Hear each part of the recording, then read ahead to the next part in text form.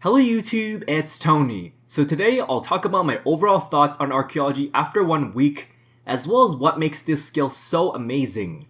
This skill was released as of March 31st, 2020, making this the first new skill in over 4 years, which was previously Invention.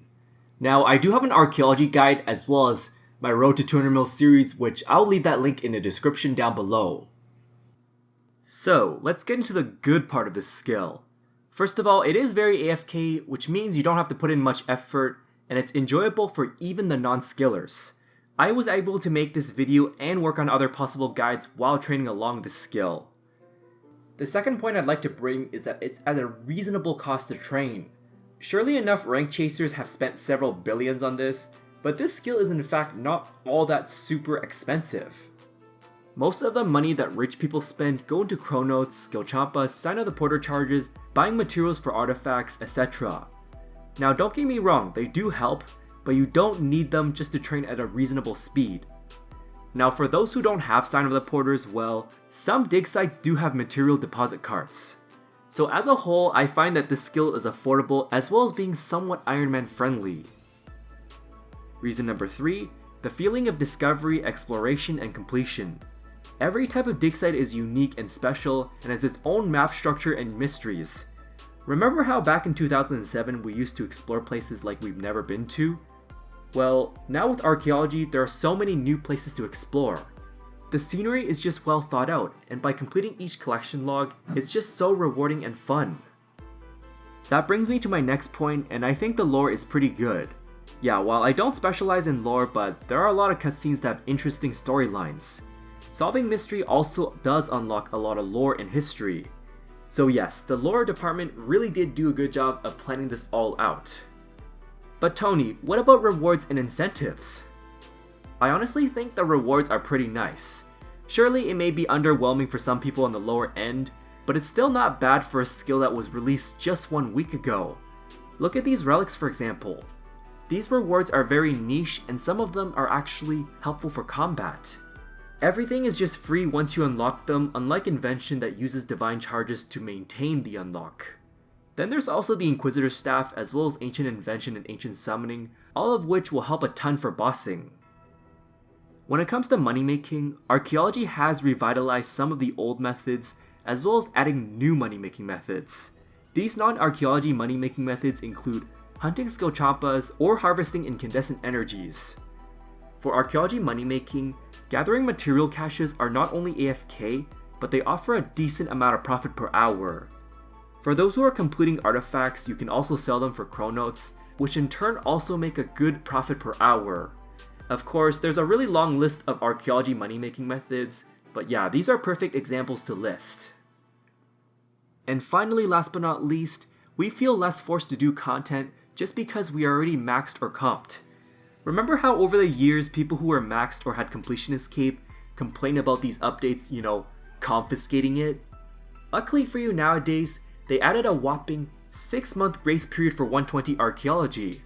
Not to mention that comp cape is no longer required, so we have Reaper cape nowadays for those who don't want to do skilling. Thank goodness we got War's Retreat, which was added 2 months prior, which means we wouldn't miss out on boss portals just because you didn't have that 99 in all skills. So while I listed the good things about Archaeology, let's talk about the bad things. First of all, this is by no means meant to criticize, but rather just addressing what people seem to dislike about the skill itself. For one thing, this skill is actually a little bit slow to train. Now, these XP rates aren't good early on, but that was intended because it allows people to spend more time exploring rather than power leveling the entire skill. As for complexity and difficulty, while this skill is as simple as excavating, then processing the artifacts, and repeating the same process, it does take a while to get the hang of this and do that efficiently. Some training locations can take a while to navigate. However, I don't think complexity is actually a big issue. The third problem here are the tradable chronotes. While on paper it promotes pay-to-win gameplay, as these rewards are really nice, but farming chronotes is a reasonably good money making method. As I mentioned before, you don't need the 20-minute buffs in order to train at a decent speed. The problem with tradable chronotes, however, is that these upgrades are pretty amazing rewards, so that is where people complain. The fourth problem we have are the material gathering rates. This also ties in with the material prices being a little bit too high on day of release, and yeah, I was actually surprised that Jagex didn't make them like mining rocks. I mean, don't get me wrong, it does suck for Iron Man indeed. For one thing, it does bring back the good old memories of woodcutting, where everyone woodcutting this same tree had to share their resources. Also, because gathering rates are pretty AFK, this means that people can make multiple alts at once. When the demand and hype settles down for Archaeology, the price is certainly gonna drop, and because of this, the developers want to make sure it doesn't flood the economy, so that way it makes this money-making method pretty viable in the long term. Hopefully though, when the hype dies down, excavating caches will be easier for Iron Man, as well as materials not being too overpriced. Manual soil screening rates. Unfortunately, at this rate, it doesn't seem like manual soil screening is reliable even for Iron Men themselves. You're better off just dropping them for the most part. I wish Jagex would make manual soil screening give better materials, instead of making us have the soil screener as soon as possible. And finally, unhealthy racing for ranks. In today's day and age, 5.4 bill XP has been a lot more common than compared to 5.2 bill with the Invention release. As that becomes more common, it promotes people having to rest fewer hours. While it does sound unhealthy on paper, but there's not really much true monetary reward aside from recognition from getting a high rank. I mean, yeah, it does feel like an entire month of double XP weekend, where I used to stay up longer than usual just to keep getting these gains. So the last section I'll get into is, how does this compare with Invention, Tony? In my opinion, I think this is way better than day, or month, or even year of release Invention. There's so much broken and imbalanced content because look at hand cannons. You were able to get level 99 in less than one day for this. Back on release day, making gizmos was better than leveling up equipment, and so that forced JMods to do several hotfixes during the week. Thankfully though, nowadays, JMods have learned their lesson on how to release content. Also, Invention didn't have many brand new places and content. The only new content itself was just the Invention Guild. What about rewards? Well, on day of release, Invention perks were just underpowered, and the charge drain rates were very high. It was almost as if these perks weren't worth using. Now don't get me wrong, nowadays perks are really worth using, but on release day, it was better not to augment your equipment if all you cared about was just improving your DPS. So unless you picked up the drops you got from killing a lot of monsters, you would have lost a ton on augmenter components and charge drain rates. Besides, other rewards were just very underwhelming.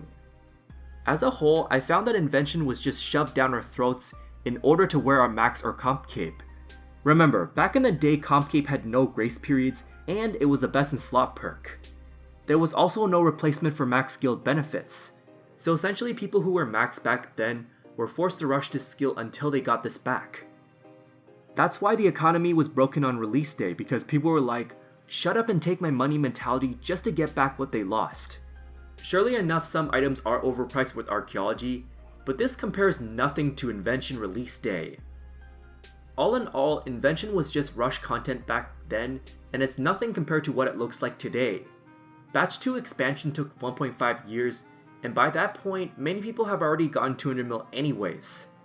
Who knows whether Invention would be absurdly fast if they had proper testing back then, or maybe we could have seen more player suggested perks go through. When the decade of 2020s is all said and done, I predict this update will be among the top 10 best updates this current decade. Now, I do have a video of me doing top 10 best updates of the 2010s, which I'll leave that link in the description. So what are your overall thoughts on this after a week? So far, it's so good, and it exceeded my expectations.